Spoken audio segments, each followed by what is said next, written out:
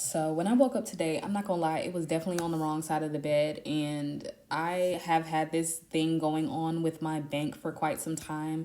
And sometimes you forget that to use the law of assumption, you forget sometimes to really buy into the fact that everything is working out for you.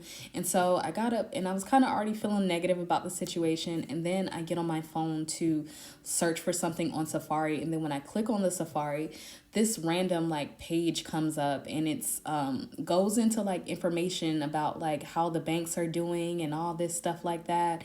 And in that moment, I was just like, no, because I knew that that had only showed up because of my thoughts and what I was thinking at that time, the story that I was buying into about the bank and all that and what it could mean for me.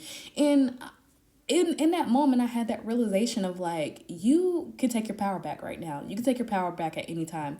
And it just goes to show you that when you're in the moment, when you're living and you're not being a conscious manifester about what it is that you want, or you're not thinking consciously, you're not, tending to your thoughts as far as like buying into a certain story. And if I would have just let that go, I would have read that and it would have confirmed to me what I had been thinking about the bank. And it just goes to show you guys how much you have to pay attention and become a conscious manifester when you are manifesting something. And in that moment, I decided to take my power back. I got so angry that I was like, no, I am the person that this works out for. And, I've been affirming it. And if anything, it made me really angry. And so now I'm like affirming and I'm like confirming that it is the way that I want it to be.